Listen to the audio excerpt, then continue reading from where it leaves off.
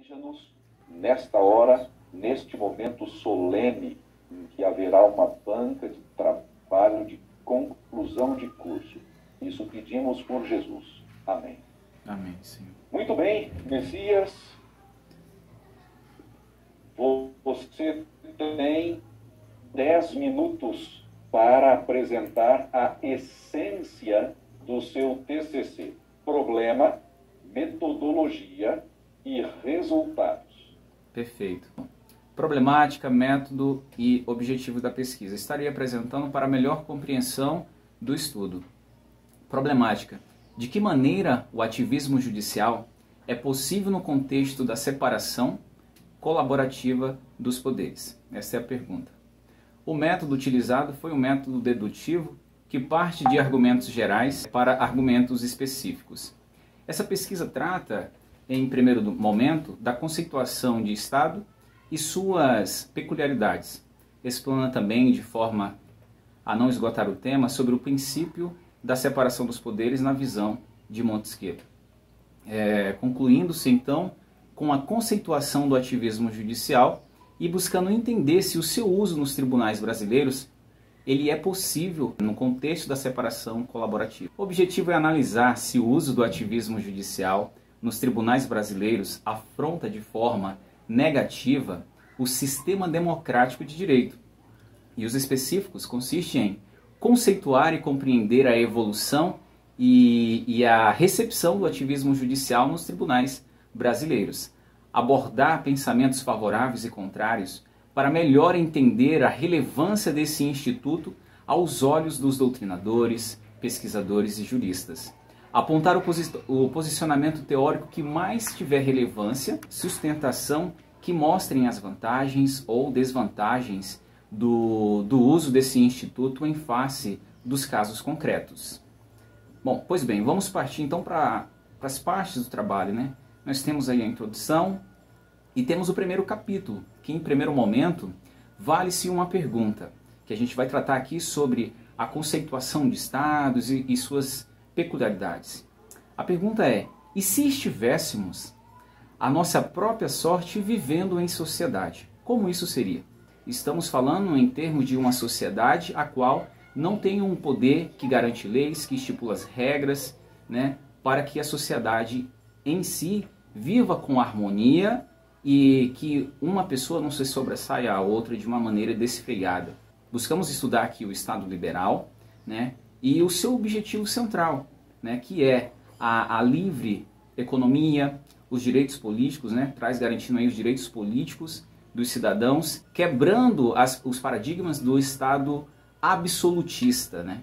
Então vem se melhorando, o Estado surge e vem se melhorando com o passar dos tempos. Mas, com o passar do tempo também, percebe que o Estado liberal em si, ele tem as suas imperfeições. E essas imperfeições, ela tem que ser corrigida, né? Então pessoas da própria burguesia buscam ali se manifesta de uma forma a falar que o Estado está falhando e precisa-se que direitos fundamentais sejam garantidos. Então é aí que surge então o Estado social liberal, né, que tem o foco principal ali em garantir direitos fundamentais, né? Então o Estado social liberal trouxe consigo a evolução dos direitos fundamentais. Isso é importante e vai fazer muito sentido mais na frente, né, no próximo capítulo, porque se nós estamos nos organizados em sociedade e temos um Estado que dita as normas e tudo mais, mais na frente a gente vai entender por que toda essa construção aqui conceitual de Estado e suas prerrogativas. Bom, partindo para o segundo capítulo, então, nós já tratamos sobre a separação dos poderes, né? É importante trazer aqui à tona o sistema de freios e contrapesos, que na visão de Montesquieu a ideia é que o poder seja controlado pelo próprio poder. E exemplificando isso aqui, como assim o poder ser controlado pelo próprio poder? É justamente para que não venhamos voltar a essa ideia de que o poder se concentre em uma única pessoa. Então um poder meio que corrige o outro e de uma forma harmônica. E para isso nós temos aqui as previsões legais, né? constitucionais até. Então isso é importante. O legislativo está ali para o quê? Para criar leis em benefício de quem? Do povo. E o executivo? Para administrar. E o judiciário? Para aplicar as leis, para lidar com as lides da sociedade. E nada mais importante de que ter essa facilidade de quando um poder está se sobressaindo ao outro, ou até mesmo ferindo direitos, né, venha um poder e interfira no outro de uma forma harmônica. Isso ocorre, Montesquieu traz esse princípio com muita clareza, vem melhorando nessa ideia, que na verdade ele surge séculos atrás. Eu trouxe como exemplo aqui uma forma de, digamos, é uma ação até atípica do executivo, que é a MP, por exemplo, leva matérias que é de suma importância e de urgência para que o legislativo aprecie. E também temos aqui a CPI, que é uma previsão constitucional, que nada mais é do que a Comissão Parlamentar de Inquérito, que é o legislativo interferindo de certa forma no executivo, quando ali existe atuações, digamos que negativas do executivo perante a sociedade. Então, descumprimento das leis em desfavor da sociedade. Então, vem aí o legislativo e se posiciona. E também tem uma ação aqui interessante, que é a DIN, que é prevista também na Constituição Federal, que é o judiciário apreciando a inconstitucionalidade de leis quando não respeitam ali os mínimos dos critérios previstos em lei também. Eu achei interessante trazer isso. O ativismo judicial em si. O conceito do ativismo, o que seria isso, afinal de contas? O ativismo judicial nada mais é do que uma ação proativa do judiciário, que vem ali com o objetivo, em primeiro momento, de resguardar direitos, de garantir direitos fundamentais. E isso é muito importante no meu entendimento, e concluir isso com as leituras, com as pesquisas, né? E aonde surge, então, o ativismo judicial? A sua origem, da onde é? Né? Nós temos aqui dois exemplos clássicos, que Marbury versus Madison, eu tenho até dificuldade de pronunciar isso, tá? Então me perdoem aqui. Eu vou falar aqui Brewer versus a Secretaria de Educação nos Estados Unidos. Isso ocorreu em 1954, que esse caso ele vem tornar o ativismo judicial, digamos que conhecido nacionalmente e internacionalmente, né? Por quê? Esse caso é de uma menina que estudava em uma escola e ela teria ali que atravessar toda a sua cidade para que pudesse usufruir de uma educação decente. Mas ocorre que, nesse percurso de atravessar toda uma cidade para que pudesse ali assistir às aulas, tinha outras escolas públicas nesse percurso que ela poderia estar estudando. Mas, devido ali ao racismo, todo aquele preconceito e tudo mais, tinha uma escola específica para negros, né? E chega na corte, deságua na corte ali esse caso para decidir, porque a menina queria o seu direito garantido de estudar numa escola mais próxima da sua casa. E a Suprema Corte aprecia isso com muito estilo e se posiciona de forma proativa, garantindo direitos e até mesmo se reunindo para entender se o Estado estava garantindo esses direitos. Interferindo ou trazendo a responsabilidade para que o Estado até mesmo se preocupasse na contratação de professores. Isso é muito interessante. E o caso do Marbury versus Madison é sobre uma nomeação de um juiz de paz. O presidente dos Estados Unidos, que perdera a eleição, nomeou ali um juiz de paz, mas que não foi nomeado ainda no seu governo. E quando assume o próximo presidente, o secretário de Estado cancela essas nomeações.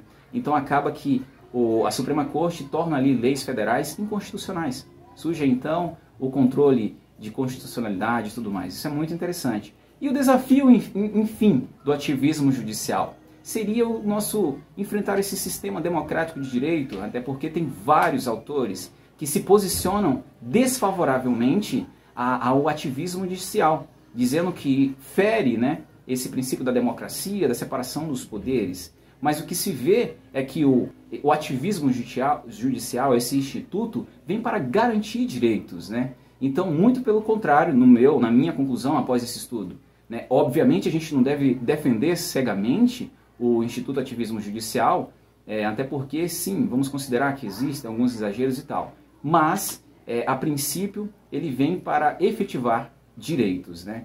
E na visão aqui de Ferreira, até, essa expansão jurisdicional pode ser entendida como uma dilação da justiça alinhada com os surgimentos das sociais-democracias. Conclui-se que o judiciário tem cumprido um papel fundamental para a manutenção da democracia e a efetivação de direitos sociais.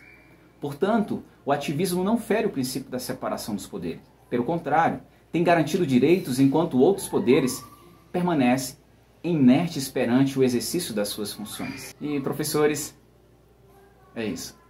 Messias, pela exposição aí da sua pesquisa, do que você escreveu no trabalho de conclusão de curso. E eu tenho agora o privilégio de passar a palavra ao professor Dr. Dilson, profundo estudioso de teoria geral do direito, de direito constitucional, e que domina como poucos a questão e a problemática envolvida no ativismo judicial. Professor Dilson, bem-vindo, com você a palavra. Obrigado por aceitar partilhar conosco aqui esse espaço na banca. Hélio, boa tarde. Muito obrigado pelas palavras. Eu realmente entendo que são feitas por um amigo, né? Por serem tão gentis assim. Né? Realmente. Muito obrigado, professor Hélio, pela hospitalidade, por me trazer para mais uma banca onde o senhor encadeou, o presidente. E também quero deixar claro que o professor Hélio, como especialista profundo em direito constitucional e em Estado social, né, realmente é uma referência para todos nós. Parabéns também, Messias, pelo trabalho. Obrigado. Está concluindo, ainda que no último dia de prazo, mas o que importa é que se conclua, né?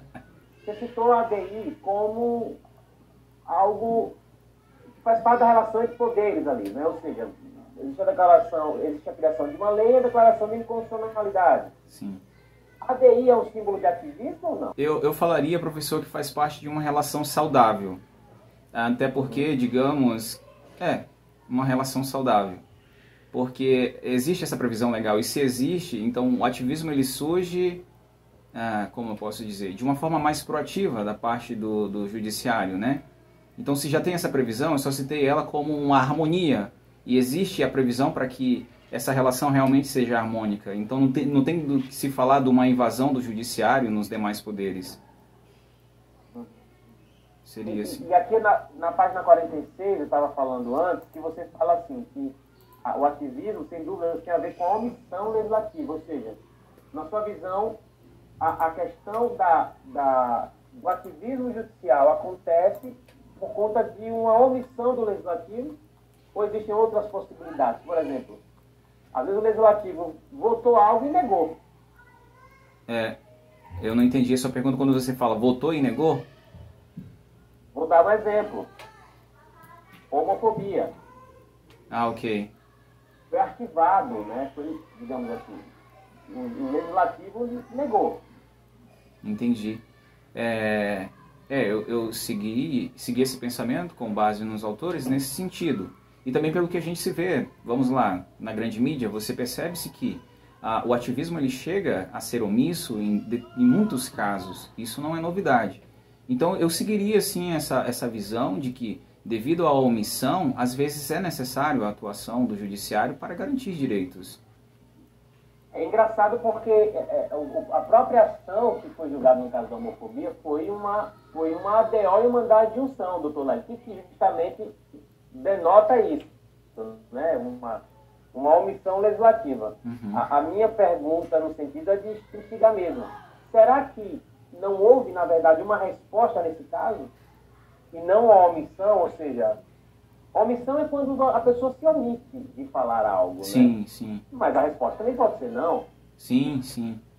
Essa é uma pergunta que é uma pergunta e uma reflexão. Não, mas é. E professor Dilson, eu estava assistindo uma entrevista aqui da TV Senado hoje, né, para me inteirar mais ainda do caso.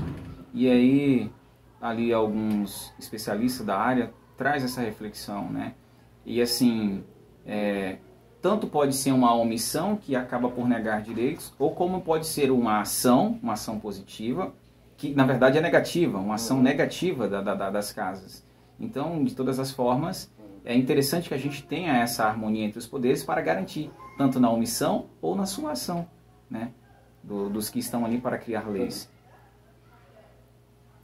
Mais uma pergunta. O Supremo, pergunta de processo constitucional, não sei se você vai lembrar. O Supremo pode declarar uma emenda constitucional como inconstitucional? Vamos pensar que tem os seus critérios para que essa emenda seja criada. Então, se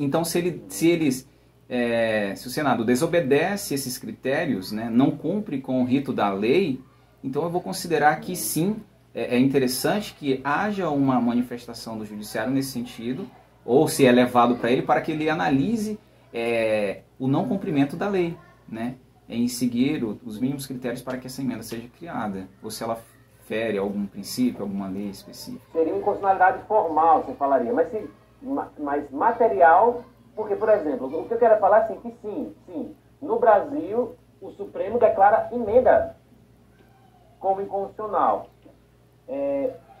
Qualquer emenda pode ser atacada pelo Supremo. Uhum. Obviamente, nesse caso concreto, na lei, especificamente quando se for analisar, o Supremo vai analisar a sua funcionalidade material, formal. Mas o que é interessante é o seguinte: o Supremo está abaixo da Constituição. Certo. Se o povo e os seus representantes mudam a Constituição, o Supremo diz que essa mudança é inconstitucional. Estou entendendo agora, estou entendendo a sua visão, a profundidade. É isso que eu quero falar. Outra coisa, você poderia pensar, ou já pensou em algum caso, que o ativismo judicial foi ruim? Ou você só pensa em casos bons? Porque eu percebi que você é pró-ativista, né? Pró-ativismo, e você cita alguns casos aqui no final, né? Sim. Mas você consegue pensar algum caso que o ativismo não foi... Eu consigo, assim, professor. Vamos pensar num aborto que foi discutido também pela corte, no sentido de se criar ali uma nova previsão legal, digamos assim, se já existe uma para o aborto legal e já tem uma previsão no Código Penal para isso. E aí houve, não é, essa discussão sobre aos 3 meses não se considera crime o aborto. Mas como assim? Então, assim, é isso que eu falo.